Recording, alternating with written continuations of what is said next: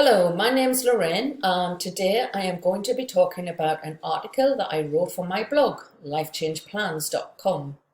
The title of the article is, Excuse Me, how do you start to rebuild yourself when everything falls apart at the same time? Your relationship has ended abruptly after you are told they have a new love in their life. They cheated on you more than once, leaving you in shock. You have no job and no business generating an income. You are wholly dependent on that person. You try to negotiate the financial proposal that is offered but not given. But you are told you can't negotiate a gift. You ask your ex for help before they leave you, but that request is refused. You have been told to leave their property, but not in a nice way. Within weeks of being abandoned, you are being threatened with the court and eviction. Post-separation, you come to the realization that your partner never loved you. You were the primary source in the narcissist's life, the caregiver, the housekeeper, the servant to the master. The primary source is used and manipulated the most. Other secondary sources are usually in place, a person who the narcissist is being unfaithful with. The narcissist moves on quickly. The new supply is in place, engaged and married within months of ending their relationship. Your emotional well-being has been trampled on. Your confidence is at an all-time low. You are in a place of fear, uncertainty in your life. You are confused. You have lost the person you loved the most, the dreams that you had for your future. You lost the person who you were at the start of the relationship. You were confident, financially independent, running a business, going to a job, or enjoying your life. Now what? Grief and grieving takes time to recover from. Psychological shock, trauma, anxiety, emotional reactions to deeply distressing or disturbing event also takes time and effort and lots of forgiveness to move on from. While the narcissist shows no mercy, no empathy, and continues to trigger and manipulate from a position of power and control, often recruits others to assist them in their actions to cause further distress. Betrayal trauma.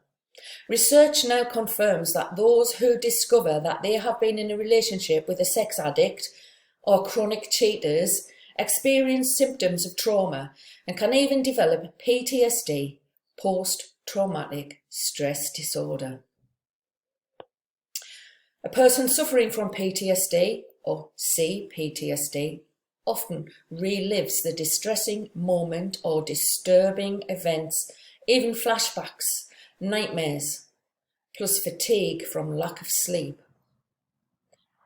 When a person is reliving events, they are trying to make sense of what has happened as a response to flight, fight, or freeze. To make sense of what is happening, you lost all sense of your past. You lost all thoughts for your future. You cannot process the situation. To use an analogy, it is like your brain's filing storage of memories have been tipped out, and all of these files are now spread all over the floor and are mixed up, and you now have to start picking up these files and trying to put them back in some sort of order, or look at them and completely discarding them. Some memories will not serve you well and will trigger painful reminders of the situation, leading you to process more negative thoughts and negative emotions. Each time that you start feeling discomfort or discontent or your thoughts are producing negative self-talk, you need to be able to interrupt the cycle. Something I learned in a personal development program run by Mary Morrissey was to think of your thoughts as a radio broadcast. You are the person in control of turning the dial, and you can start to tune in to a different frequency. So every time that you get that repetition of a situation or an event, you can tell yourself, excuse me, I'm interrupting this broadcast for the good of my mind, body and soul. I am a being of the universe and I deserve to live a life I love living.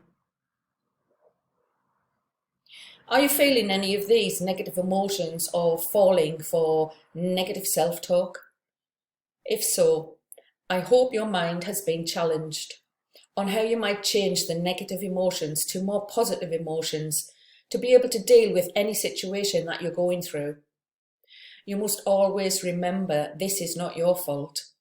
You need to move forward feeling empowered to be able to take charge of your life once more. If any of what I have talked about resonates with you, then join me at my Facebook group, Life Change Plans, where I share articles from my website and videos from my YouTube channel which focus on mindset and the law of attraction and changing negative thinking to be a positive thinker. Thank you for listening. Bye for now.